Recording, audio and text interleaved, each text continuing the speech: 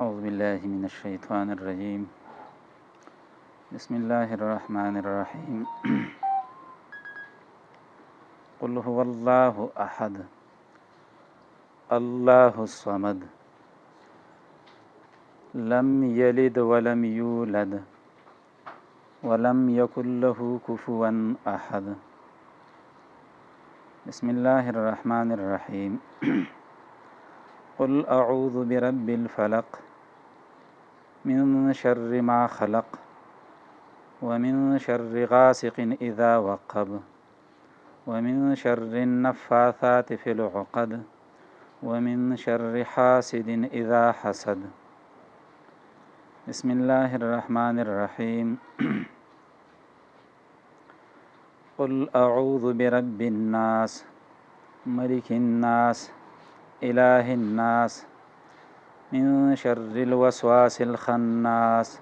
الذي يوسوس في صدور الناس من الجنة والناس.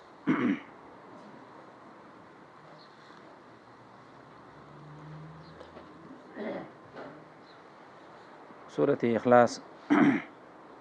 مکی سورت ته ورسته د سورة لهب نه قرآن کریم کې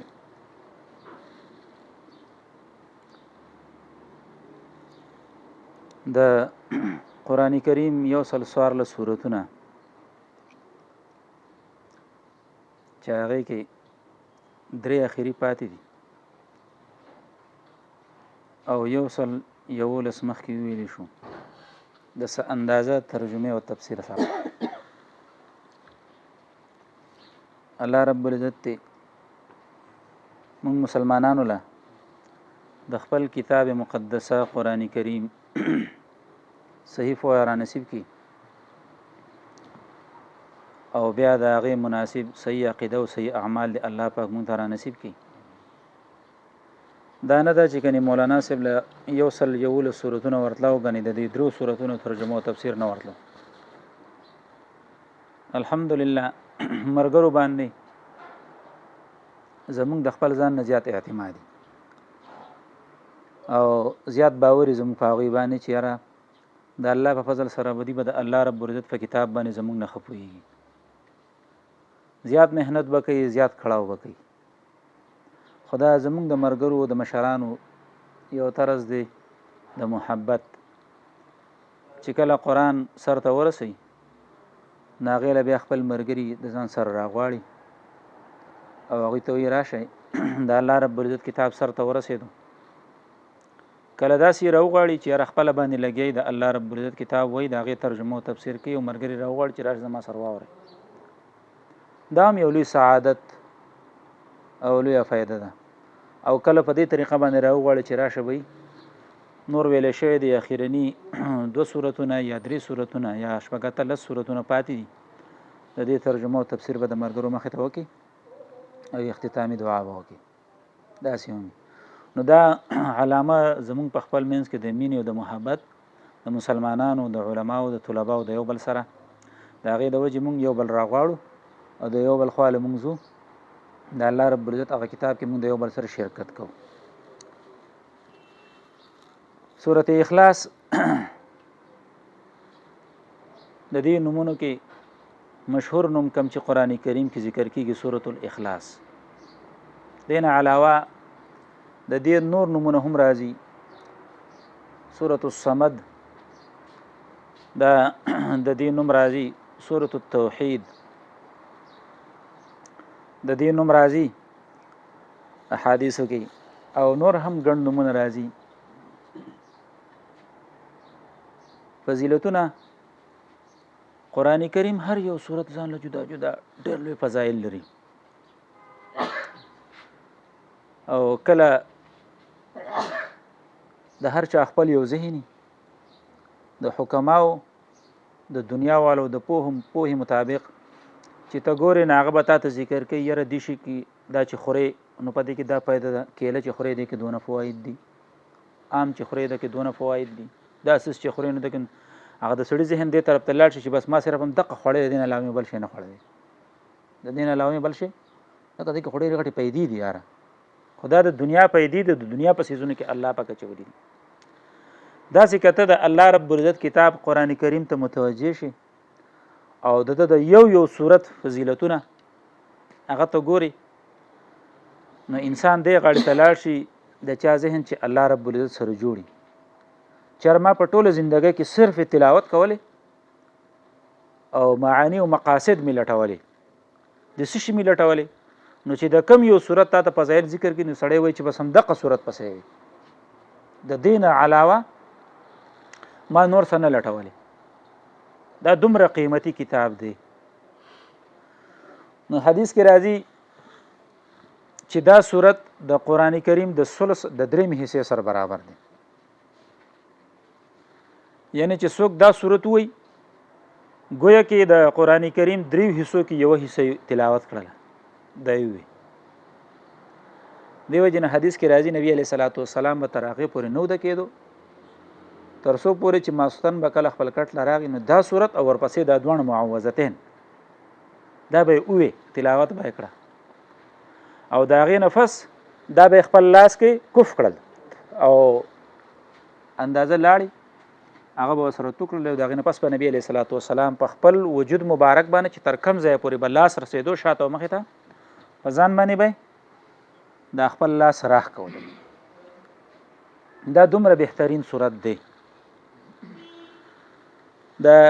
صحابه کرامو د عمل نه معلومیږي صحابي دی قوم له امامتي کوي نو کله چې باغه سورته فاتحه وي مانځه کې دا غي نه پس چې به صورت وي نو د هر یو صورت سره به دا صورت مرګره کو سورته اخلاص به وسره وي صحابه کرام را له نبی علیہ الصلوۃ والسلام مخکې شکایت وکړه چې د الله رسول صلی الله علیه وسلم د هر رکعت کې خامخا د صورت وي چې د دې سوجه کېږي چې د خامخا د صورت وي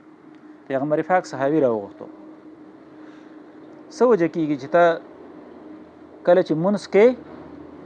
نو مانځه کې د بل صورت سره سره دا صورت خامخا زم کې دا سره یو ځای کې دا صورت وسروي د دې سوجه ده نو صحابي نبی علیہ الصلوۃ والسلام ته فرمایل د الله رسول صلی الله علیه وسلم دی صورت کې توحید ذکر دی څه ذکر دی توحید او د دې د وجه نه زما د دې صورت سره ډیره زیاته مینه ده قران مې ټول وخت خدا صورت مې ډیر زیات وخت دی هغه وجه دا ده چې د کې توحید ذکر شوی دی نو صحابي ته نبی علیہ الصلوۃ والسلام وی حبک ایاها تدخلک الجنه محبت د دې صورت سره دا به د جنت ته دننه چرته به دی بوزي دا به دی معلومیږي دا چې محبت د توحید سره د الله رب العزت د یووالي سره دا سبب د دخول د جنت دی انسان چې جنت ته ځي کنه نو دا د دې وجې نه ځي چې د توحید سره مینه کله چې ستا د توحید سره مینه ده نو ښکاره خبره ده چې پچا کې توحید دی موحدین دي هغه سره به هم مینه اهل التوحید سره به هم مینه کله که پزړستا کې د اهل التوحید سره بغض پیدا شو حسد پیدا شو کینه پیدا شو نو پوه شي چې بل طرف ته روانیم چر طرف ته روانیم بل د جنت نه بل طرف ته روانیم ځکه خو زما د موحدین سره بغض پیدا شو او ځکه زما د موحدین سره د اهل التوحید سره چې توحید بیانې دا غوي سره زما پزړه کې کینه حسد راغی دیو جن کوشش دا پکار دی چې علما څومره دي دیندار خلک خو چې پاغي کې اهل التوحید دي هر ډلې والا چې دي هر جماعت والا چې دي هر تنظیم والا چې دي کم از کم چې د دوی په خپل منځ کې د توحید باره کې ډېر پکلکه سره دی بل سره رابط ارتباط دی بل سره محبت دی بل سره چې به دا خلک دی چې دوی توحید خې دوی د الله رب العزت یو والي خې مخلوق نو شیخ القرآن دی الله وبخي اوبه کړه خپل د کې ویم داسې درسونه کې چې خلکو دکانونه سجاو کړی دي او د چا دکان کې یو سیز میلاویږي د چا دکان کې بل سیز میلاویږي لیکن زما دکان یو ساده دکان دی څه دکان دی یو ساده دکان دی خو شی په ډېر قیمت میلاویږي ظاهري ډیکور یې نشته خلک په ډیکور پسې شي ظاهري شوشا پسې شي چېرې شوشا ډېره برابر ده او داسې د واسه هغه زما دکان شوشا نه ده برابر ډیکور یې دونه نشته اوس هم چې ورشي د دنیا په سر چې مدارس وګوري پاکستان کې افغانستان کې د دنیا کې نورو ځایونو کې نو لوی لوی مدارس به بیا مونې لوی لوی بلډینګان لوی لوی عمارتونه که پنجپیر ته ورشي نو چې مدرسې ته وګوري نو د مدرسې به دونه بلډینګ نه دونه عمارت نشته لیکن چې د بنیاد د کار یې وګوري نو والله که زه په چارت کوم او یا مې د چا سپکاوي او دغه مقصدي هرګز داسې نه ده مدارس دا د الله رب العزت د دین کورونه دي د نور ځایونه دي د څه ځایونه دي د نور ځایونه دي دې سره زموږ لګي نالګي نه الحمدلله زموږ د ټولو سره لګي خو وایو حقیقت هغه چې کوم دنیا ته عیان دی او هر سړی ویني چې توحید چې د هغه ځای نه توحید او سنت چې د هغه ځای نه څونه په باري مقدار باندې او په څونه ښه طریقه باندې نو داسې به شرط د دنیا په سر باندې سوی په بل ځای کې تا ته میلاو شي پوهېږي مطلب باندې نو ظاهري بلډینګ دا مقصد نه دی هغه کار مقصد دی هغه کار څه دی مقصد دی او هغه کار هلته په ډېره ښه طریقه باندې کېږي نو صحابي ته ځکه نبي علیه صلات وسلام وایي چې د دې صورت سره ستا محبت دا به ستا تا به جنت ته دننه کړي چېرته به دې دننه کړي جنت ته به دې دننه کړي ستاسو څه خیال دی چې محبت ورسره پکار دی او که ورسره نه دی پکار بیا چې څوک دا وایي او دې طرف ته میلان کوي د هغې خلقو سره محبت پکار دی او که نه دی پکار واقعي چې ډېر لوی خلک دی دی وجې نه حدیث کې راځي نبی علیه صلات وسلام فرمایي الماهر بالقرآن مع الصفرة الكرام البرره قرآن باندې چې کوم سړی ماهر دی پوهه ولا الله رب العزت په قرآن کریم باندې ورکړې ده دا د عام ملا صفت نه کوي چې فنون ویلي دي نحو صرف او منطق او دا شی او دا شی ټیک ده هغه د قرآن د مهارت دپاره وایي نو یو ډېره ښه فایده کوي لیکن چې زندگی په دغه تېره کړي او قرآن له وخت نه دی ورکړی او قرآن له ټایم نه دی ورکړی پوهېږي مطلب باندې نو که د هسې نورو فنونو کې ډېره خواري وکړي خو چې دی د الله په کلام کې د مهارت نشته او په هغې کې د پوهې نشته دی بیا د ملایکو حیثیت نشي حاصلولی دی د ملایکو حیثیت نشي حاصلولی نو ځکه پیغمبر پاک وایي چې کم سړی چې د قرآن کریم ماهر دی د الله رب العزت د کتاب ماهر دی په هغه کې مهارت حاصل کړی دی دی به مع السفرة الکرام برره دی به د هغه ملایکو سره چې هغه عزتمند دي او هغه نیکوکاري دي د ده شمیر به د هغه ملایکو سره او کم سړی چې داسې دی چې هغه طالب علم دی او د دې قرآن د علومو د حاصلولو دپاره کوشش کوي زور لګوي نو د هغه په باره کې هم نبي علیه صلات وسلام فرمایلی دي چې وان الملائکة لتضع اجنحتها ارزا لطالب العلم یقینا چې ملائک څومره لوی حیثیت لري دا خپلې وزرې ږدي د خپو د لاندې د چا د طالب علم رزن چې طالب علم پې خوشحاله شي په لاره باندې روان دی سفر کوي طالب علم د هغه د خپو د لاندې ملائک خپلې وزرې غوړوي هلکه زما نه خبره اوږدېږي یو طرف ته روان شم مقصد زما دا دی په دې دنیا کې نن سبا مونږ دا سپېړه نه ده د لاس کې چې را سره ده دې مونږ له خو څه فایده هم وکړه خو غټ نقصانات یې راله هم وکړله څه یې وکړله ډېر لوی نقصانات دی مونږ له وکړل په دې نن خلک ناست دی او د هغوی مقصد څه دی لګیا دی نو د هغه د سحر نه تر ماښامه محنت چې دا عوام به د علماو نه څنګه وشو کوم چې دا د علماو نه زه وشو کوم دې دپاره لګیا دي محنت او کړاو ټول د دې دپاره دی موږ اورو که نه چې به قرآن هدایت دی او احادیث هدایت دی او پلان کې خو ګمراهي ټوله مولیان خورئ څوک یې خورئ ګمراهي څوک خورئ ټوله مولیان تاسو زما خبرې ته غوږ دی او که نه دی تاسو زما خبرې ته غوږ دی که نه هسې خو نه یم لګیا که نه مقصد یې څه دی مقصد یې دا دی زه به تا ته ووایم په تاسو کې څوک داسې دي چې هغوی د نبي علیه صلات وسلام د ژبې مبارکې نه په خپله باندې ډایرکټ قرآن اورېدلی دی داسې څوک شته لاس پورته کوي داسې څوک شته دی چې هغه احادیث د رسول الله صلی الله علیه وسلم د رسول الله صلی الله علیه وسلم د ژبې مبارکې نه په خپله اورېدلی دی داسې څوک شته نشته که نه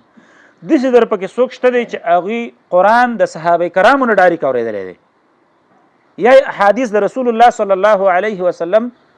د صحابه کرامو نه ډایرکټ داسې څوک شته دی په موږ کې نشته. دا یو تسلسل دی، یو سلسله ده، یو زنځیر دی، یو کړی ده چې په دې طریقه باندې دا قرآن او احادیث مونږ ته رانقل شوي دي چې هغه علما وایي پوهېږي مطلب باندې امت ورته غوږې ښودی دی او د هغوی نه اوري، د هغوی نه یې څه کوي اوري. دا راته ووایه چې د نبی علیه صلات وسلام له دا قرآن کریم جبریل ورکړی او جبریل ته الله ویلی دی ویسه دا آیت ویسه دا صورت ویسه دا ویسه دا ویسه دا زما پیغمبر له ورکه پوهېږئ. هغه پیغمبر پاک صلی الله علیه وسلم بیا صحابه کرامو له ورکړی دی، هغه صحابه کرام خپلو شاګردانو له چې هغې ته تابعین ویل کېږي هغوی له ورکړی دی، عملي نمونه یې ورته ښولې ده، عملي نمونه ورته ښولې ده. او په دغه سلسله باندې دقه شانتې بیا موږ ته رانقل شوی دی ان تر د نن وخته پورې په دې سلسله باندې نقل کېږي او دغه طریقه ده د قرآن او د سنت چې موږ ته په دې طریقه باندې قرآن او سنت رانقل شوي دي. په زمانه د نبی علیه الصلاۃ والسلام کې چې هغه صحابه کرامو ته قرآن حواله شو یا ورته احادیث حواله شو، یو صحابي نه دی پاسېدلی چې په یو حدیث باندې رد کړی دی یا دا ویلي چې د پیغمبر حدیث نه دی، د پیغمبر حدیث نه دی. ولې ځکه په دې کې دا کمزوري ده یا پکې دا کمې ده یا پکې دا کمې ده یا پکې دا کمې ده. تر د 1400 صدۍ پورې په چا اعتراض ونه کوو. د 1400 صدۍ کې محققین پیدا شو، داسې محققین پیدا شو چې هغه د صحابه کرامو نه زیات محققین دي پوهېږي مطلب باندې، د پیغمبر پاک نه زیات محققین دي او هغه د هغه تابعینو نه چې بهترین دور نبی علیه صلات وسلام د هغې دپاره د بهتروالي ګویي کړې ده، د هغې نه بهترین خلک پیدا شو، لوی خلک پیدا شو. اوس هغه په احادیثو باندې اعتراض کوي دا صحیح نه دی، د کې دا نقصان دی، دا یو صحیح نه دی، په دې کې داسې چل دی او یا الله پاک دې امن وکړي او رب دې پکې خیر واچي. دا کوم چې په احادیثو باندې اعتراضونه کوي لږ وخت دونه وخت نه دی، دا په قرآن هم اعتراضونه شروع کړي. په چا باندې به اعتراضونه شروع کړي؟ د دې دا خبرې زما یاد ساتئ، وړوکی سړی یم، دومره نه یم، نه د علم دونه خاوند یم او نه د دعوې اوچتې نه کومه، خو کومه خبره چې مې ده انشاءالله که خیره دې خبرې ته غوږ کېدی د کمال نه ډکه خبره تره د بلوزګوره دی په قرآن باندې مې اعتراضونه شروع ځکه وحي قرآن هم وحي ده، احادیث هم وحي ده. چې په حدیث یو سړی اعتراض کوي دا په قرآن اعتراض کوي، خو اصل خبره تره دا ده چې د دغې دپاره ځان له موقع موندلې ده او د دې دپاره لا ځان له ود کې به ګوري چې په کومه طریقه باندې کله چې دته ود کې میلاو شو دی په دغه دی باندې سر راښکاره کوي او دی به په قرآن کریم باندې هم بیا اعتراضونه کوي. چا باندې به اعتراضونه کوي؟ قرآن کریم باندې به هم بیا اعتراضونه کوي.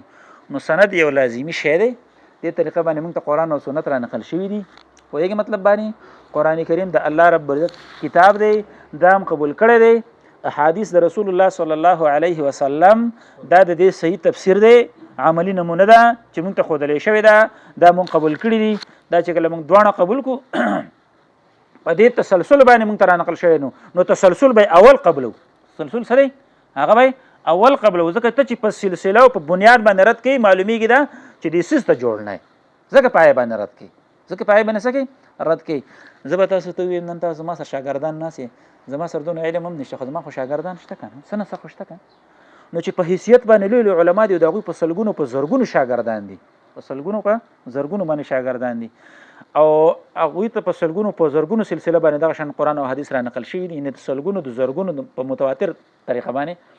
او ته په هغه سلسله باندې دغه کې چېرې دا مونږ ته صحیح نه دی را رسېدلی دی او په دې کې دې خیانت شوی دی او په دې کې دا شوی دی په دې کې دا شوي دي، معلومیږي دا چې په بره بره پسې ځه اخري نبی علیه صلات وسلام له به ورسېږي که نه. هلته به پیغمبر پاک باندې به اعتراض وکړي چې پیغمبر پاک خیانت کړی دی. پیغمبر پاک څه کړی دی؟ علیه بالله خیانت کړی دی، هغه موږ ته کتاب صحیح نه دی را رسولی، حدیث موږ ته صحیح نه دی بیان کړي. نو زما مقصد دا دی وروڼو چې بیدار اوسېږئ، یخ اوسېږئ، دې خبرو تر ته سوچ کوئ. دا خلک دی لګیا دي هم دې دپاره زور لګولی دی چې په موجوده وخت کې د موجوده مولانا راکاږه د دنې څه که راکاږه. دا علما د قرآن او د سنت دپاره او دا د عوامو دپاره محفوظې قلاګانې دي. څه دي؟ محفوظې قلاګانې دي، د دوی عقاید هم ساتي، د دوی اعمال هم ساتي. نو دی دا زور لګوي چې د دې قلا نه وباسه، چې د دې قلا نه دې ویستو بیا د ښکار کول دونه ګران نه دي، د ښکار کول دونه ګران نه دي. نو زور یې لګولي یو عالم پسې ورپسې شي، بل عالم پسې ورپسې د سپکاوی بیانوه، د سپکاوی بیانوه. دا انسان دی ورور، دا خو انسان دی، کمزوری انسان دی، خامخا به پکې څه کمې کوتاهي ورپکې. نو چې ته په هغه ورپسې کېږي په هغه پسې شیش نیولی دی، خپل ځان پسې ولې نه نیسې؟ په تا کې څونه کمې کوتاهي دي، خپل ځان پسې پکار دی چې ونیسې که نه. پیغمبر خو نه دی نه صحابي دی. نو دا نقصان ورپکې دی، دا نقصان بدله کوي. څوک پسې په بره باندې لاړ شي نو په بره باندې شروع وکړي، د بره د بنیاد نه هغه ځای نه د صحابه کرامو نه شروع وکړي. د چا نه شروع وکړي؟ د صحابه کرامو نه شروع وکړي. نو د هغه ځای نه ستا بنیاد کوکلکۍ چې پلانې صحابي هغه کې دا نقصان او پلانې صحابي کې دا نقصان او پلانې صحابي کې دا نقصان او څوک پسې د صحابه کرامو په شاګردانو باندې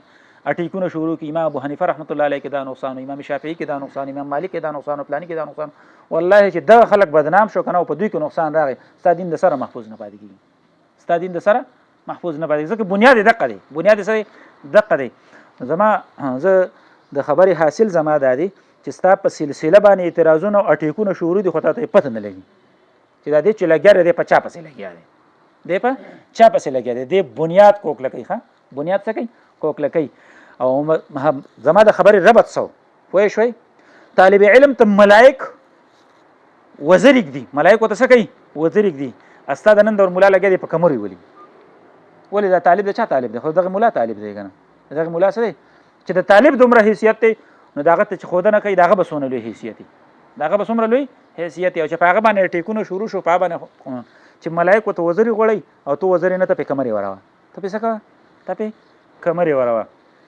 دیو جنا کوشش وکړ دی چې مونږه د علماو سره کلک پاتې شو او دا کوشش وکړو چې را که خلاصي او نجات مونږ ته میلاویږي ان شاء الله نو دې خلکو په لاس کې به الله رب عزت مونږ راکړي دوی هم مرګرتیا کوي که ویني یو خبر خاطر شو نو مونږ لار د هدایت بل نه شو لټولې لار د هدایت بل سیوای د گمراهۍ نه مونږ ته بل څه نه میلاویږي سورۃ اخلاص ما تاسو د مخې لوسته وشو داسې چې نبی علیہ الصلوۃ والسلام بعضی روایتو کې داسې راځي چې د پیغمبر پاک صلی الله علیه وسلم خواله دا تپوس يهوديانو وکړو چا وکړو يهوديانو وکړو يهود رااله نبی علیہ الصلوۃ والسلام ته وی چې انسب لنا ربک د رب دې مونږ ته نسب بیان کا ستا د رب مونږ ته سوکا نسب بیان کا ځکه د هر چا سره نسبی فلار داغه پلار فلانه داغه پلار فلانه وایي مطلب باندې د سې داغه نخکته بیا داغه بچي فلانی زوی پلان کې نوسه مونږ ته د الله رب العزت نسب هم بیان کا کنه مونږ ته د الله رب العزت نسب بیان کا او دام ذکر کوي چې مشرکین مکه د دوی یو جماعت راغی نبی علیہ الصلوۃ والسلام خواله او د پیغمبر پاک نه تاسو کو چې صف لنا ربک مونږ ته د خپل رب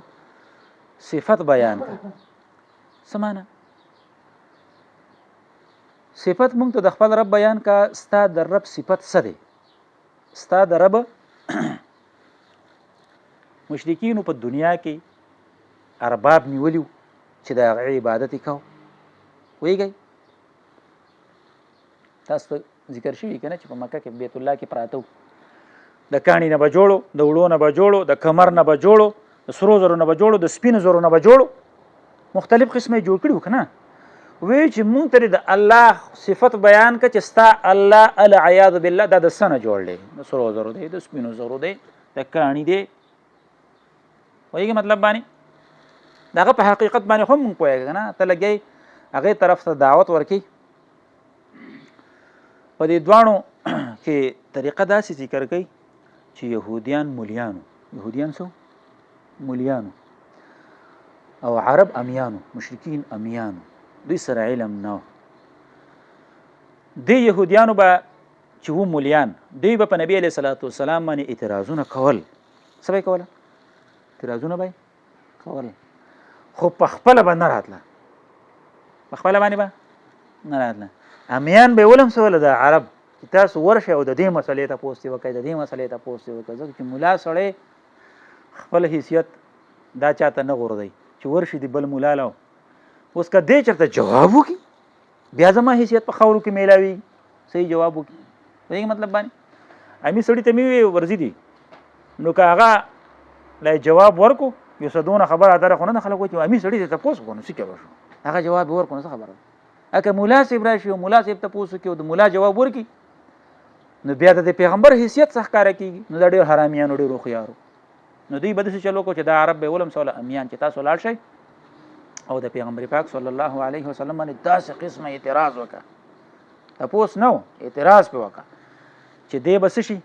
دی به لا جواب شي او دی به جواب تعالی نشي درکولې نو په هغه کې به بیا نقصان سو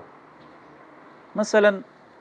نبی خو نبی خو زه به یو عالم نه چاته پوسو کو هغه جواب نشي ورکولی. امام بخاری رحمت الله علیه په دې باندې باب خو دی من العلم ان يقول لما لا يعلم لا اعلم.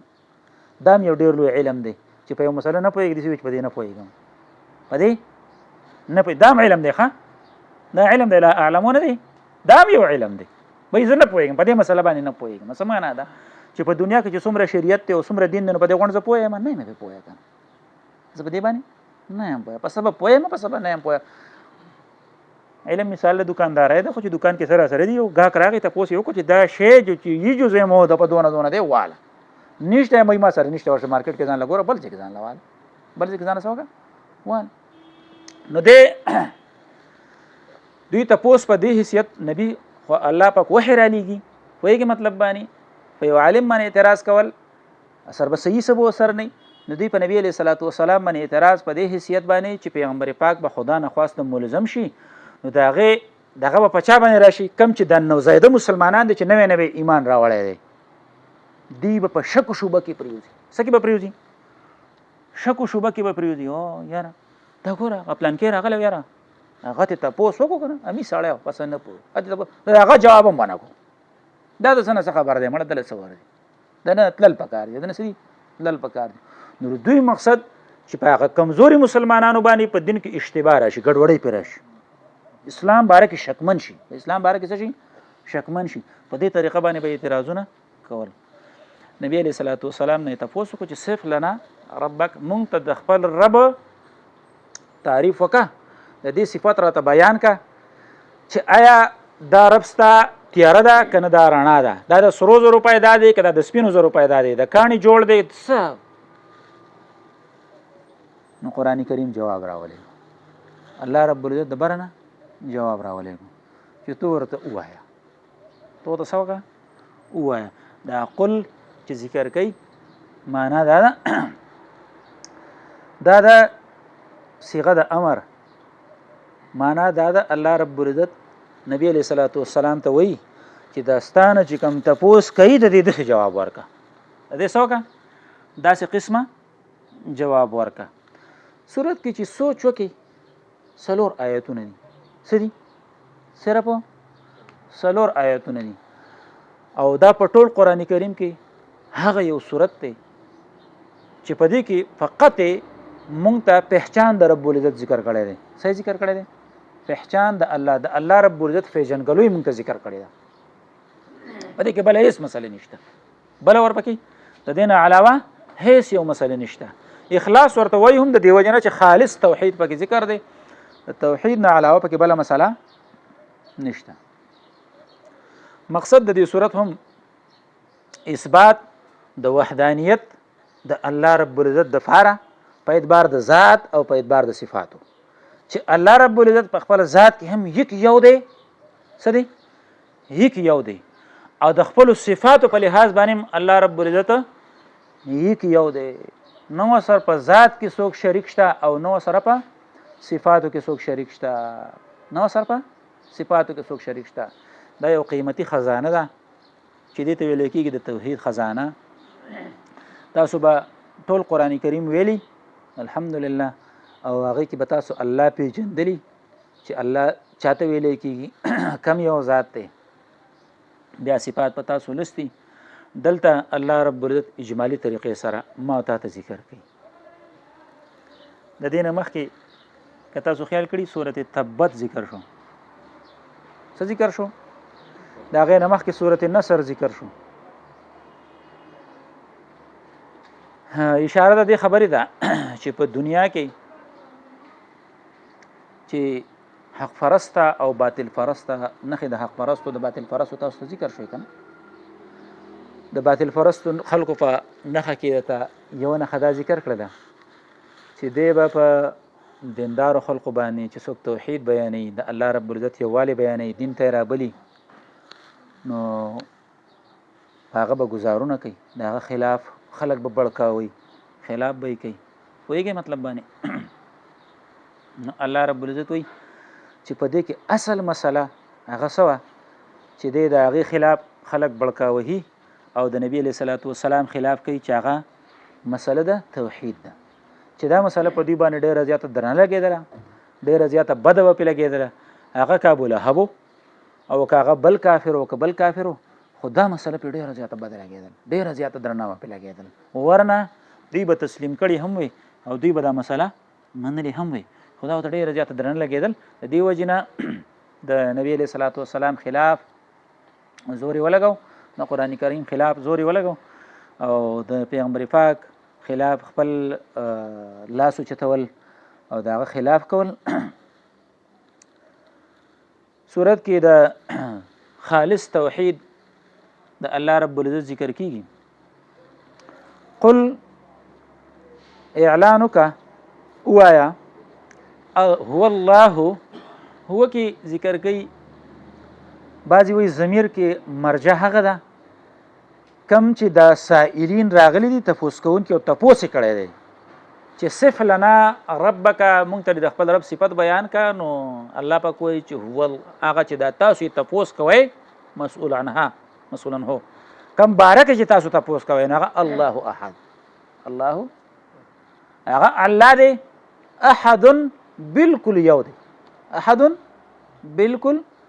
یو دی. او بعضی وایي چې د هو ضمیر مخکې نه دی ذکر شوی، مرجع مخکې نه دی ذکر شوی، ضمیر شان دی، ضمیر شان دی. معنا ده قل وایا اعلانو که نبی علیه الصلاة والسلام هو الله، هو شان دا دی، شان دا دی. څه معنا ده؟ یعنی دا مسله ډېره لویه شان واله مسله ده، شانداره مسله ده، دا معمولی مسله نه ده، دا ډېر لوی حیثیت لري، دا څه لري؟ دا ډېر لوی شان لري، ډېر لوی حیثیت لري. الله احد، دغه الله احد یک یو دی. قرآن کې په مختلفو طریقو سره تعبیر کیږي، کله په احد سره، کله په واحد سره. الله یک یو دی، الله څه دی؟ یک یو دی. احد معنا یک یو دی چې د ده دپاره دویم نشته، د دې الله دپاره دویم نشته دی. الله الصمد، الله دغه الله الصمد، د صمد ډېرې زیاتې معناګانې ذکر کوي. صمد معنا ذکر کوي، الصمد دا هر هغه سید، هر هغه مشر ته ویلی کېږي چې اخري رجع دته کېږي، اخري رجع دته کېږي. یعنی الله رب العزت هر هغه ذات دی چې مخلوقات په خپلو ټولو حاجاتو کې رجع دقه یو ذات ته کوي. لایقه دا ده چې یوازې یو الله رب العزت ته په خپلو حاجتونو کې، په خپلو محتاجو کې، هغه هر قسمه احتیاج چې دی او هر قسمه محتاجي چې ده، چې په هغې کې رجع یوازې یو الله ته وکړي شي او د الله نه ما سوا بل چاته څوک رجع ونه کړي، بل چاته څوک رجع ونه کړي. د صمد معنا ذکر کوي چې الذي لا جوف له، هغه ذات دی چې د هغه دپاره خېټه نشته. څه ورله نشته؟ مجوف نه دی، خېټه ورله نشته. که تاسو خیال کړي په دنیا کې که څوک روا کوي او که څوک ناروا کوي، خو چې ناروا والا چې څومره ناروا کوي، څومره چې ناروا کوي، نو ته د دې لټون وکړه، دی به دې خېټې له لګي. کوم ځای له لګي؟ دې جهنم ډبه لګي، دې خېټې له چې یاره دا خېټه مې د څه نه ډکه کړې. نو الله داسې ذات دی چې هغه دپاره خېټه نشته. بل په خېټه کې بیا غټ احتیاجات دي. څه دي ورپکې چې د چا دپاره خېټه ده، نو هغه خوراک ته محتاج دی، خیال هم کړی، سکاک ته محتاج دی، بیا د هغې نه اپله په دې کې نظام انهضام دی، واړه بول لوی بولو ته محتاج دی، د دې نه علاوه د خواهشاتو ته محتاج دی. خواهشات دا لري که نه؟ الله داسې ذات دی چې هغه دپاره خېټه نشته، نو نه خوراک سکاک ته محتاج دی، بیا که په مزید تفصیل کې خوراک سکاک ته محتاج دی، نو خوراک سکاک دپاره کسب ته محتاج دی، زمیندارۍ ته محتاج دی. نو ډېر زیات احتیاجات د دې خېټې د وجې نه په هغه خېټې والا کې راځي. هغه که هر څه، که انسان دی او که حیوان دی، خو د دې خېټې د وجې نه په ده کې ډېر زیات احتیاجات راځي. الله داسې ذات دی الصمد چې لا جوف له د هغه دپاره جوف خېټه نشته دی خېټه ورله نشته دی د دې نه پاک ذات دی او معنی ذکر کوي الله الصمد امام شافعي وایي چې د صمد معنی د ورسته لم یلد ولم یولد په خپله کوي چې الله صمد دی صمد ذات دی یعنی چې لم یلد ولم یولد لم یلد معنا دا لم یلد دی الله اولاد نه دی راوړی دی الله پاک څوک زیږولی نه دي احتیاج په انسان کې څنګه راځي که تاسو خیال کړي کله چې د سړي ښځه نه بچي نه بل څه نه لوڼ سړی د ډېر بادره میخه زړوري نری پارچا باندې ورځي ولې احتیاج نشته کنه شاته دې څه نه چې زمانه بس پاتې شي یا به غنې څوک را پسې واویلا کوي یا به دا کوي یا به دا کوي ورځه په مړه ما نو څه پاتې کېږي زمانه څه پاتې کېږي خو کله چې د ده ښځه شي او د ده نه بچي شي نو بیا پې لږ بریک والي څه وکړي لږ سلو شي ولې که څوک ورته څه اخوا دې خوا کوي جدې ځان د خپل سبا او د بچو د دغه سوچ کوي چې خدایه ښځه به راپسې جاړي بچی به راپسې جاړي خفه کېږي به اسره به یې نه دا به یې نه دا به نه نو دې څه شي لږ په قابو شي چې یاره ګزاره کوونه غواړي ځکه خو حدیث کې راځي نبی علیه صلات وسلام بچو ته او نسو ته هذه مجبنة وهذه مبخلة هذه مجبنة وهذه مبخلة دا بچي نوسی چې قبیله په سړي پسې شروع شي که نه نو دا د بزدلۍ یو ځګي د سړي پیدا شي څه پیدا شي د بزدلۍ د سړي د کمزورۍ د یعنې د یری چې بیا پې سړی یریږي ډېر زړور نه شي ورتلی او مبخلتون دا د بخل یو ځای دی چې لونی چې که سل یې وګټلې هم په دې کوږ ږدي که 200 یې وګټلې هم په دې قربان ږدي شاته څه سوچ موچ نشته دی چې کنه یاره ما پسې یا بچي دي یا دا دي یا دا دي او په هر چا باندې وردي خو چې کله بچي شي کور کوړمه شي اوس سوچونه بل شان شي سوچونه څه شي بل شان شي چې څه وګټي نو کوشش کوي چې یاره بل طرف ته مې سمګلینګ وکړلې هلته هغوی له مې ولېږلې چې بھئی د هغوی په کار راشي که نه او که څوک پې سختې ودربوي را ودربوي یا بل څه یا بل څه نو دې په ځان باندې غوږونه مږونه را اچوي چې یاره د چا د کنځلو دغه جواب مه ورکړه خدای مې راکړه اوس په دې درکې ټوکری کړي نو هلته دا بچو به دې بیا څه حالي هغه بچو به دې بیا څه حالي نو په دې کې لږ بخل او دغه راشي نو الله رب العزت دپاره لم یلد بچی نه دی راوړی چې کنې چا ترې سر ښکته کړي یا د چا په ځان باندې وړي یا د چا په ځان باندې وړي ولې بچی نشته بچی ته نه دی محتاج بچی ته نه دی محتاجه بل د بچی د وجې کله کله یو سړي ته ورشي او هغه ته څه خبره اتره کوي چې یاره زما دا خبره منل پکار دی او دا کول پکار دی دا خپله خبره پې ځای کنه هغه یې نه مني هغه څه کوي نه مني نو څوک وایي تا ته به څوک اکا ورشه به مشر زوی دی او چې هغه ته خبره وکړه که نه هغه ورته وکړه د هغه نه دی قدم نشي اړولی اپاره یا یې کشر زوی دی یا یې وراره دی یا یې دا دی یا یې دا دی ورشه هغه سره خبره اتره وکړه هغه یې مجبوره کولی شي هغه یې څه کولی شي هغه یې راښکودی شي نو الله رب العزت باندې څوک خپله خبره د اولاد د وجې نشي ځایولی ځکه لم یلد اولاد شته نه اولاد شته دی نه اولاد ولا نشته ولم یولد او داسې لوی ذات دی چې نه خو اولاد راوړی دی خو ولم یولد د بل چا نه زیږېدلی هم نه دی د بل چا نه که تاسو خیال کړي په زیږېدو کې انسان چې کله اول نه پیدا شي نو هغه ماشوم یې په څه نه پوهېږي څه نه خبر نه یعنی د احتیاج او د کمزورۍ حالات پې راځي د څه حالات پې راځي په الله رب العزت باندې داسې د کمزورۍ حالات نه دي راغلي او کله کله داسې چې بچې د پلار نه مجبوري د یو خبر نه ځایي او نه ځایږي پې سړی ورشي د پلار سره خبره اتره وکړي یاره ستاسو کشر دی یاره ستاسو بچی دی یاره ستاسو دا دی تاسو به د نبي علیه صلات وسلام واقع اورېدلي که نه چې د پیغمبر پاک صلی الله علیه وسلم چې کله مسله بیانول نو پلار خو دنیا نه تللی نو کسان یې راله په جرګه باندې ترله که نه چې یاره دا د سره خبره اتره کونه غواړي او دا ګوره ستاسو کشر دی او ستاسو دا دی او ستاسو دا دی نبي علیه صلات وسلام ورته که په یو لاس کې سپوږمۍ راوړي او بل لاس کې نور راوړي هو خپلې خبرې پرېښودو ته تیار نه یم نو په مشرانو باندې خلک مجبوره کوي الله رب العزت دپاره داسې قسمه مشران هم نشته. الله د چانه پیدا نه دی چې کنه د چانه پیدا دی داغه نه د سو شي مجبور شي. لم یلد ولم یولد، نه دی الله اولاد راوړی دی ولم یولد او نه د د لپاره یعنی لا ولد له ولا والد له، نه اولاد شته او نه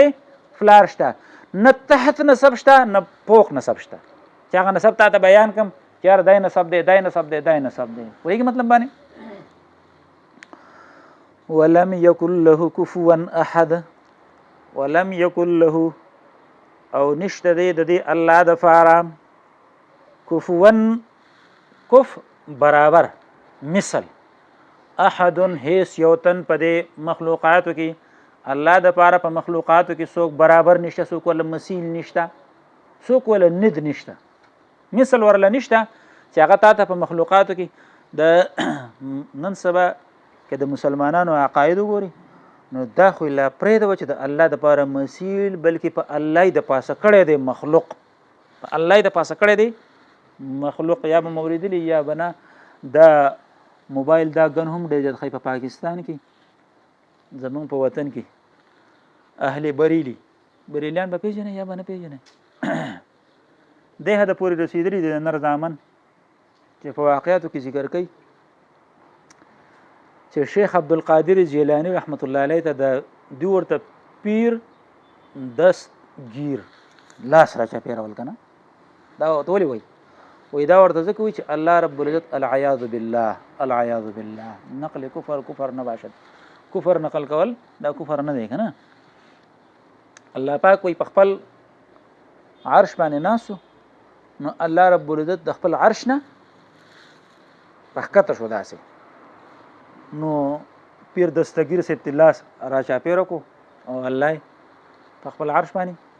مستوي کو برابر شو صحیح کو برابر کو. دا مقاید دي ښه دې ته د دنیا مخلوق په لکونو ورته ناست دی په لکونو داسې اوچت شی راوبغېږي چې د پیر صاحب حیثیت ثابت کو چې بھائی دومره لوی شی دی چې العیاذ بالله الله رب العزت هم په خپل کرسی باندې سموي نو چې الله پاک په خپل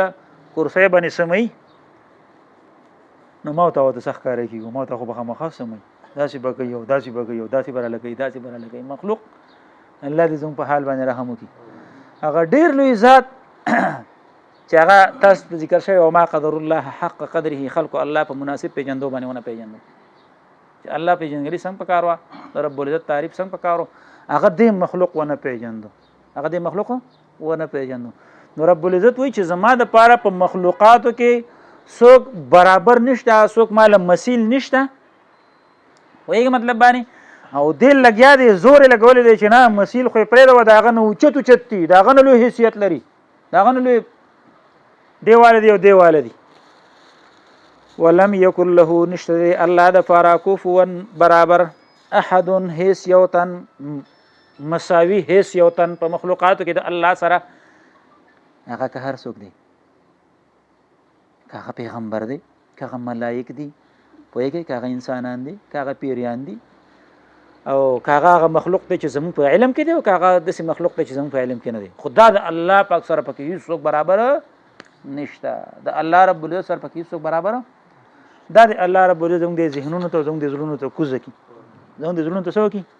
کوز کړي چېرې دې باندې زمونږ اعتماد راشي چېرې واقعي یوازې یو الله دی او مخلوقاتو کې د هغه سره هېڅوک برابر نشته دی. قل اعوذ برب الفلق دا دو سورتونه مخکې قرآن کریم تا ته ذکر شو او دا د توحید یو لویه خزانه وه د الله رب العزت اسماء او صفات د رب العزت ذات ته وپېژنده پوهېږئ د دې دشمنان ډېر زیات د دې څه د دې دشمنان ډېر زیات انسانانو کې هم دي او په پیریانو کې هم دي او هغه د دې قرآن کریم دشمنی کوي د اهل قرآن دشمنی کوي د څه د وجې نه کوي اصل مسله تا ته ذکر شوله چې هغه مسله د توحید وه نورې مسلې ورته بیانول لګیا اوسه نو کېدای شي چې تکیه د تم کېدي قدر دې هم وکړي خو که مسله د توحید دې شروع کړه نو په دشمنۍ به دې راځي. په څه به دې راځي؟ په دشمنۍ به دې راځي. معلومیږي دا چې اهمه مسله، لویه مسله او د هر مسلې نه مخکې مسله دغه مسله د توحید ده. دې سره د الله نظام دی د دې انسانانو مثال د ډیران دی چې کله دا کوداله پکې وه د توحید کوداله که نه نو دې نه سره ډډوجي مړوجي هر سره برسېره شي، پته یې ولګي چې یاره دې کې لاندې څه دي، په دې کې لاندې څه دي. نو دشمني به دې کوي د الله رب العزت د کتاب د وجې، د الله رب العزت د توحید د وجې نه، د هغې دشمنۍ نه د بچاو دپاره الله رب العزت دا دوه صورتونه راولېږي. څه راولېږله؟ دا دوه صورتونه، دا یو قسم له تسلی ده نبی علیه الصلاة والسلام ته، سورة فلق او سورة الناس، او دا د قرآن کریم خاتمه ده. قلت ورته ووایه نبی علیه الصلاة والسلام اعوذ زه فنا غواړم برب الفلق، په هغه رب د شلونکي باندې، په رب د شلول والا باندې چې هغه شلول کوي. څه کوي؟ سیری کول کوي، شلول کوي. څه شلی؟ د شلول کوي د شپې د هغه تکې تورې تیارې. تاسو ته مخکې قرآن کې تیاره شوې ده، فالق الاصباح، تیاره وشلی، تکه توره تیارې هغه وشلی، پوهېږې مطلب باندې، او په هغې کې ښکلې مزهداره رڼا د سبا راوباسي، رڼا پکې د سبا راوباسي. معنا دا ده چې اصل شی ظلمت تیاره ده، او په هغې کې رڼا چې راولي نو هغه څوک راولي؟ یوازې یو الله رب العزت راولي. نو د الله نه سوال وکړه چې رب العزته زمونږ په سینو کې د توحید او د سنت ښایسته رڼا را زرغونه کړه، او یا الله زمونږ د زړونو دا تیاره چې هغه د کفر ده که د شرک ده او که هغه د شبهاتو ده، د بدعاتو ده، د رسمونو د نورو نارواو ناجایزو ده، الله چې ستا په علم کې ده هغه تیاره ته ټوله ختمه کړه، او الله رب العزت په دې کې د توحید او د سنت رڼا را زرغون کړه په خپل کامل فضل باندې. ځکه رب وایي ووایه زه پناه غواړم برب الفلق، په رب د شلونکي باندې. فلق سبا شلی، دارنګې فلق دانه شلی.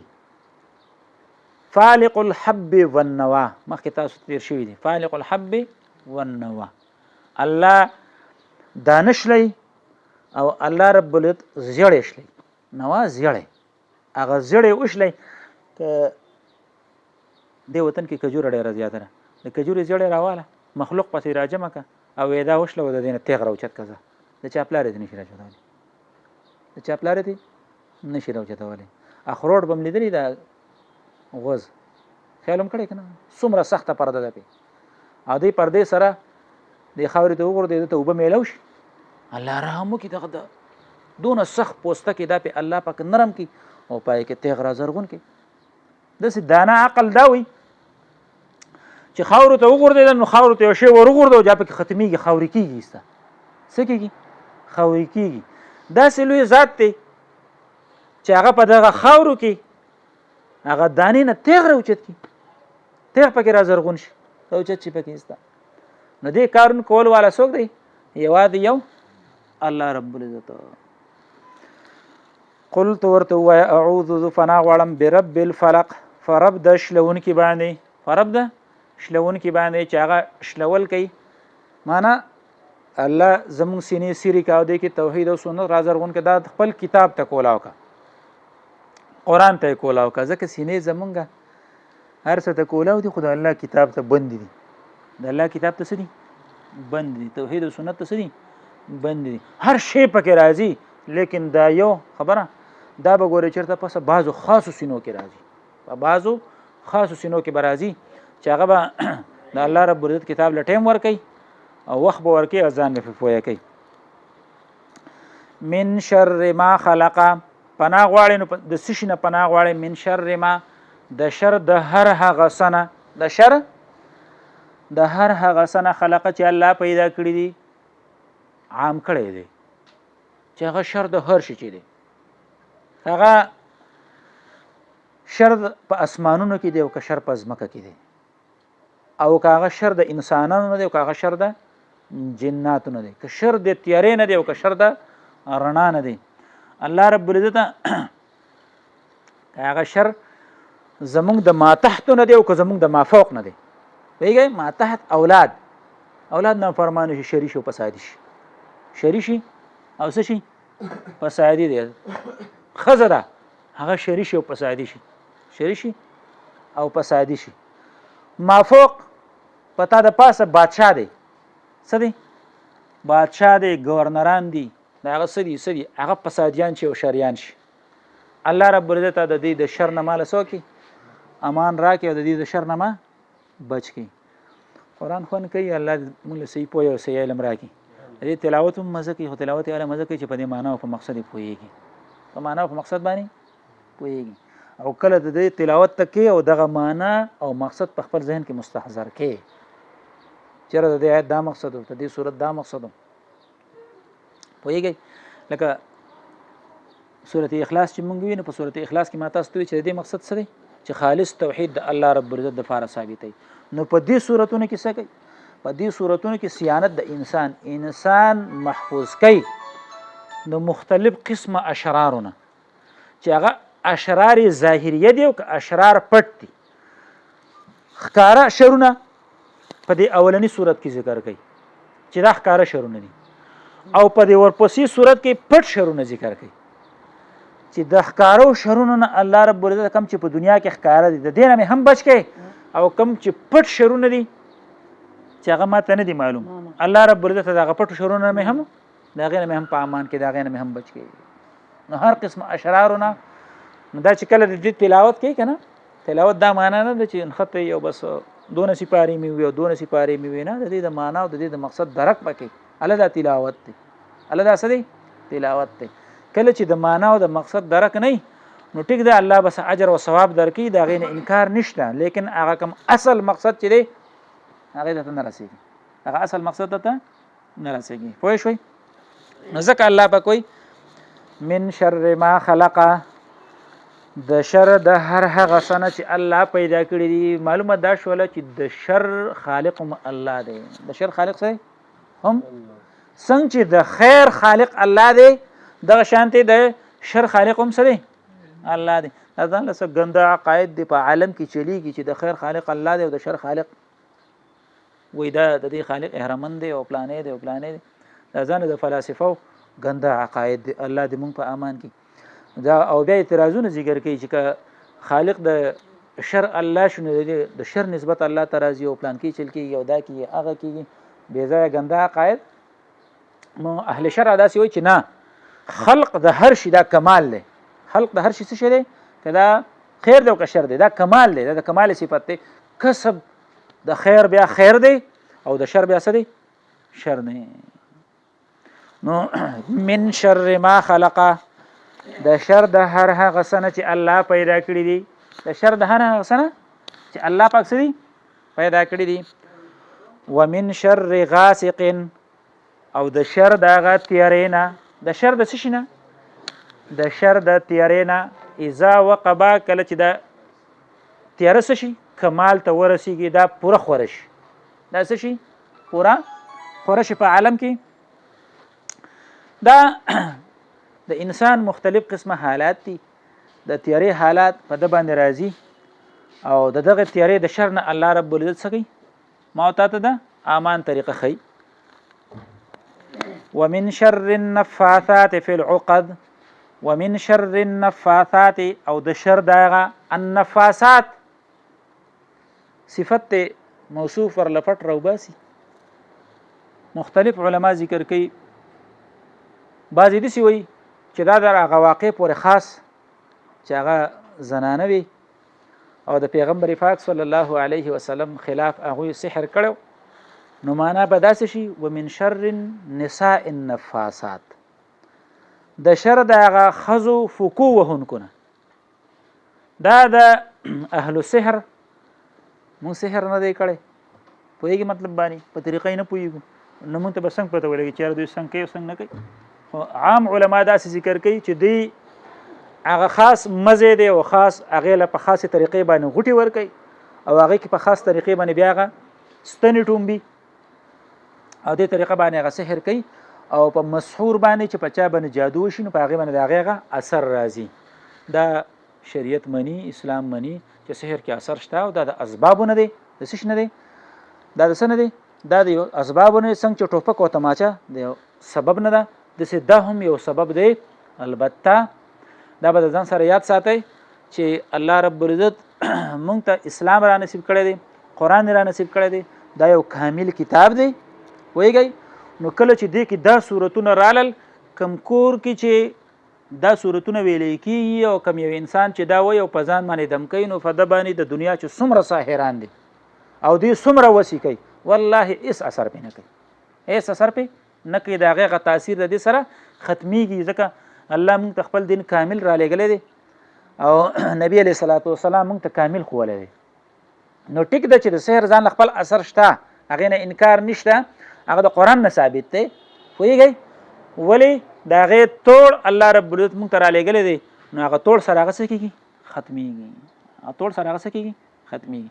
نو بعضې وایي چې من شر النساء النفاسات هغه ښځې چې هغه پوک وهونکي دي او که عام شي نو داسې به شي چې ومن شر النفاسات یعنی ومن شر النفوس النفاسات د شر د هغه نفسونو پوکو وهونکو نه فی العقد چې هغه کمې غوټې چې ورکوي او هغه غوټو له هغه فوکې ورکوي هغه غوټو له هغه څه کوي فوکې ورکوي هغې سره په هغې کې هغه شر پیدا کېږي هغې سره هغې کې هغه شر پیدا کېږي د دې د شر نه الله رب العزت وایي ما له څه وکړه او امام ابو مسلم اصفهاني یو معنا کړې ده ومن شر النفاسات ومن شر النساء النفاسات فی العقد یعنی د شر د هغه زنانو پوکو وهونکو نه چې هغه پوک وهي د خپلو خواهشاتو فی العقد په هغه عزایم الرجال کې د نارینو چې کوم دن عزایم دي او د هغه ارادي دي په دغه ارادو کې دوی هغه خپل د خواهشاتو هغه خاص قسم فوکې وهي او په هغې سره یو ډیر لوی موحد انسان خدا نه خواسته هغه ګمراه کوي او هغه بېدینه کوي حدیث کې راځي که نه تاسو به اورېدلي چې پیغمبر پاک وایي چې زنانه دا ناقصات الدین والعقل د دوی دین هم نیمګړی دی او عقل هم نیمګړی دی عقل هم څه دی نیمګړی دی خو سره د هغې نه چې دین هم نیمګړی دی او عقل هم نیمګړی دی خو دا ښځې اذهب للب الرجل الحاذق اذهب للب الرجل الحاذق دا د یو ډیر هوښیار سړي د یو ډیر هوښیار او د ډیر پوه سړي عقل یو دم ختمي یو دم څه کوي دا پکې هغه خپل حسن خپل جمال د هغې د خواهشاتو مینه هغه پکې ورفوک وهي نو د هغې سره یو هوښیار سړي خو د هغه هوښیار سړي نه د هغه عقل او د هغه پوه څه شي هغه زایله شي هغه لاړه شي قرآن کې الله رب العزت ما ته وایي چې د دغې نه امان غواړه د دغې نه څه غواړه امان غواړه ومن شر النفاسات د شر د هغه زنانو نه چې هغه پوک وهونکي دي د خپلو خواهشاتو فی العقد په هغه عزایم الرجال د نارینو په هغه لوی لوی ارادو کې او په هغه لوی لوی ځان بچ کولو اسبابو کې په هغه کې دې څه کوي فوک وهي او په هغې باندې هغه نارینه څه کوي ګمراه کوي ومن شر حاسد اذا حسد ومن شر حاسد او د شر دغه حسد کوونکی نه د شر د کینهګر نه اذا حسد کله چې دې څه کوي په حسد باندې شروع وکړي په حسد باندې راشي د شر د حسدګر نه کله چې دې څه کوي حسد کوي د دې نه دا بیماری دي چې په انسان کې راځي مختلف قسمه حسد دا یو داسې بیماری ده چې دا په چا کې راشي نو د خپلو نیکو ته تیلی وهي خپلو نیکو ته څه کوي تیلی وهي موږ ته به ذکر کوله چې د حسدګر دپاره دا هم یو ستا د طرف نه یو ډېره لویه نیکي ده چې ته ترې ځان ساته د خپل حسد یې دننه نه دی دا یې کوکله کوي دا یې څه کوي کوکله کوي په تا باندې یو انعام یا مال یا علم یا پویا یا بل څه نو هغه خپل حسد لګیا دی خوري خپل حسد دی څه کوي دننه دی خوري او دی ختموي حسد ډېر بد شی دی چا سره حسد مه ساتئ او د دې وجې نه حدیث کې راځي د دنیا په سر باندې هم د ټولو نه اولنۍ ګناه چې شی وه نو د هغې سبب څه شی و حسد د هغې سبب څه حسد تاسو به اورېدلي که نه چې د آدم علیه صلات وسلام دوه زامن دي او یو حابیل دی او بل قابیل دی پوهېږئ حابیل او قابیل د حابیل نه قرباني قبوله شوه د الله کار دی او د قابیل نه قبوله نشوله نو قابیل په حسد کې راغی د حابیل سره د چا سره د حابیل سره چیرې د دنه ولې قبول شو هغه ته انما يتقبل الله من الله خو الله کار دې متقینون الله په قبلې زما کمال خو نه دی چې کنه زما که ته ځان کې تقوا پیدا کستانه به الله په قبول کی و زمانه قبول کړه سانه نه قبلې نو دې حسد واغسته چې ولې دنه قبول شو زمانه نه قبلېږي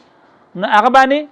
اٹیک وکړو حمله وکړه هغه ته لئن بسط الی ید کما ته الله سره وګت کنه چې ما وجنی نو ما انا بواسطه ید الیک لاقتل زرد کور لاس نو قدم چې طاقت الکم زه چاته لاس ماسه نو قدومه نو دا ولګید هغه خپل رور د دې حسد د وجه نه په دنیا کې چې دنه ولې قبول شول دنه ولې خپل رور وجو خپل رور څه وجو او د اسمان په سر باندې حسد تاسو خیال کړي دا شیطان کړه او د چا سره د حضرت آدم علیه السلام سره نو معلومیږي دا چې د ټولو ګناهونو بنیاد د دنیا په سر باندې او د اسمان په سر باندې دا حسد دی د حسد نه ځان ساتئ کوشش دا کوئ چې د چا سره حسد را نشي او دې کې هم سوچ کوئ ګوري دا د چا ذاتی کمال نه دی ښه دا یو پیدایشي ماده ده په انسان کې څه ده پکې پیدایشي ماده ده په انسان کې چې د الله رب العزت په انسان کې د حسد په انسان کې الله پاک پیدا کړی دی خو ومن شر حاسد نه وي فور جمله اذا حسد کله چې د دا کومه ماده په دک ورپکې د په دې ماده استعمالولو باندې راشي او د استعمال کې د خپل ورور مسلمان خلاف وایي د شر نه الله رب العزت وایي امان غواړه نو ماده به وي بعضې سړی وایي چې زما په زړه کې چاته نقصان نه راځي زما په زړه کې چاته دا نه راځي دروغ وایي دا څه وایي دا دروغ وایي دا ستا کار نه دی دا زړه د چا په لاسو کې دی پای کې راځي هر قسم څه ورپکې راځي خو عمل به پې نه کې عمل ستا په لاسو کې دی عمل د چا په لاسو کې دی هغه ستا اختیار کې دی ستا په لاسو کې دی په دې باندې ته نیسي که ته عمل وکړو نو په عمل باندې بیا الله پاک تاسو کوي نیسي پوه شوئ ومن شر حاسد اذا حسد د شر د حسدګر نه کله چې د حسد شروع کی د شر د کینهګر نه کله چې د کینه شروع کی د سو کی کینه شروع کی بسم الله الرحمن الرحیم قل اعوذ برب الناس په مخکې کې د ظاهری شرونو نه امانو اوس د باطینی د پټو شرونو نه امان الله مونږ ظاهر کې هم د شرونو نه امان راکې مونږ له د پټو شرونو نه هم امان راکې هر قسمه شر نه الله رب العزت مونږ محفوظ کې مونږ بچو ساتي قلت ورته وای ای نبی علیہ السلام اعوذ فنا غواړم برب الناس فرب د خلق باندې برب الناس فرب د خلق باندې الله مالا پنا راکا ملک الناس پنا غواړم په مالک د خلق باندې چې هغه مالک دی الہ الناس پنا غواړم په هغه حاجات پوره کوونکي د خلقو باندې چې هغه د مخلوق حاجتونه پوره کوي الہ معنا د الہ ډېرې زیاتې معناګانې دي او تاسو ته بشوي چې د الہ څه معنا ده الہ معنا حاجتونه پوره کوونکي مصیبتونه لري کوونکي سخت او مصائب رفع کوونکي دې ته ویل کېږي الہ او قرآن کې چې ګورې دا معناګانې د الله رب العزت کتاب په خپله باندې ذکر کړي دي په مختلفو ځایونو کې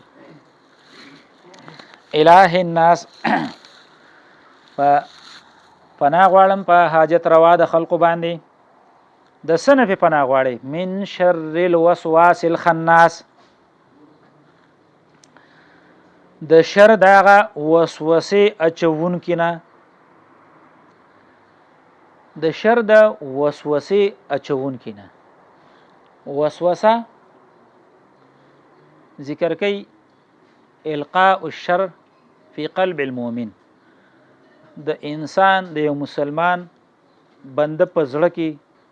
شر غورځول څه غورځول شر غورځول دې ته ویل کېږي وسوسه دې ته څه ویل کېږي وسوسه دا حرامي ګرځي د دې وجود کې او لکه حدیث کې راځي کنه پیغمبر پاک فرمایي صلی الله علیه وسلم الشیطان یجری فی الانسان مجرى الدم شیطان په انسان کې د دې رګونو کې کمزې کې چې وینه ګرځي په دې کې دا شیطان سفر کوي ګرځي ورپکې نو د مجموع العروق چې کم د ویني اخیری مرکز دی هغه لراشي زړه او په دې زړه کې دی وسوسه وغورځي وسوسه وغورځي د غلطي خبري چې داسې وکا نو دغه وسوسې نه الله رب العزت وایي امان غواړه من شر الوسواس الخناس د شر دغه وسوسې اچونکي نه چې هغه وسوسه چي الخناس خنس کله چې دی الله یاد کړی شي نو د الله رب العزت د ذکر سره او د الله رب العزت د یادولو سره دی پشاکیږي د ذکر سره د سکیږي دی پشاکیږي لکه حدیث کې راځي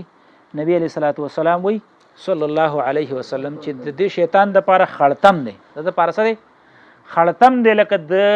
اتی غوندي او دی راځي دی دا خړتم د انسان په زړه باندې لګي نو هغه کې وسوسه غورځي څه غورځي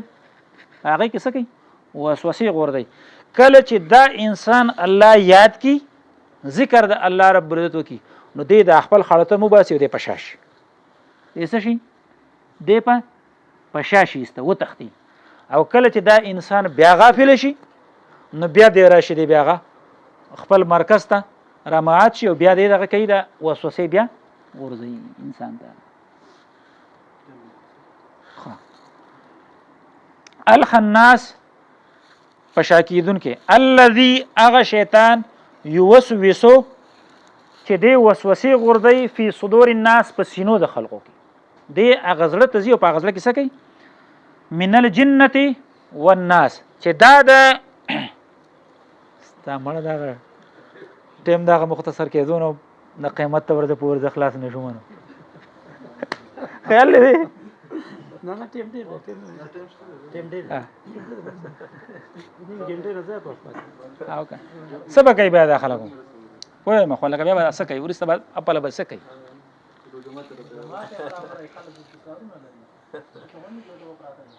ها من الجنه والناس چې دا د پیریان نه دی او د چا نه دی والناس ده د خلقو نه دی اقسام د شیطان ذکر کړل چې دوه قسم دي یو د پیریانو نه دی یو د چا نه دی د انسانانو نه دی د دې دوانو نه الله رب العزت موږ پناه راکړي بس دی بسم الله الرحمن الرحيم الحمد لله رب العالمين الرحمن الرحيم مالك يوم الدين إياك نعبد وإياك نستعين اهدنا الصراط المستقيم صراط الذين أنعمت عليهم غير المغضوب عليهم ولا الضالين آمين سورة فاتحة دا قرآن کریم کې د ټولو ناولنی سورت دی او حدیث کې راځي چې کله انسان قرآن کریم ختم کړي نو شیطان ډېر خوشاله شي چې ځکه خیری ختمې کو وسپت اخلاص شمه د دې د आवाज په ډېر زیات بدلی نو کله چې دې دوباره بیا شروع وکړي نو هغه شیطان بیا نه امید شي چې دا خو بیا شروع وکړه د څه بیا شروع وکړه ما خو کنه یاره بس خلاص شوم دی او خپل به نور څه نه د بیا شروع وکړه نو هغه شیطان بیا نه امید کیږي الحمد د خدایتوب مناسب صفاتونه لله خاص الله د پاره دي دا دلیل دی ځکه چې رب العالمین د تربیت د ټول مخلوقاتو کوي مخکې تاسو ته تیر شو رب الناس رب الفلق صحیح ده دلته وی رب العالمین د ټول مخلوقاتو عالم دی الرحمن عام مهرباني والدي الرحیم خاص رحم کون کې دی مالک یوم الدین واقدار د ورځې د قیامت ته اختیارمند د ورځې د قیامت ته ایاک نعبد ای الله خاص ستاسو لپاره مونږ بندگی کوو ستاسو عبادت کوو و ایاک نستعين او خاص ستانه مونږه مرسته او امداد غواړو اهدنا الصراط المستقيم کلک مونږ په لار برابر باندې صراط الذين چاغه لار د هغه کسانو د انعمت عليهم چې تا انعام کړی دی فاغوي باندې غیر المغضوب عليهم غصنه د کړي شوی په دغه خلقو باندې غصه نه د کړې شوی په دغه چا باندې چې تا انعام کړي رب العزت د غصې نه ساتلی دي ولد ضالین او نه دغه خلق گمراهانو نه دغه خلق گمراهانو امين الله رب العزت زموږ دعا قبول کړه او موږ د خپل کتاب صحیح وایو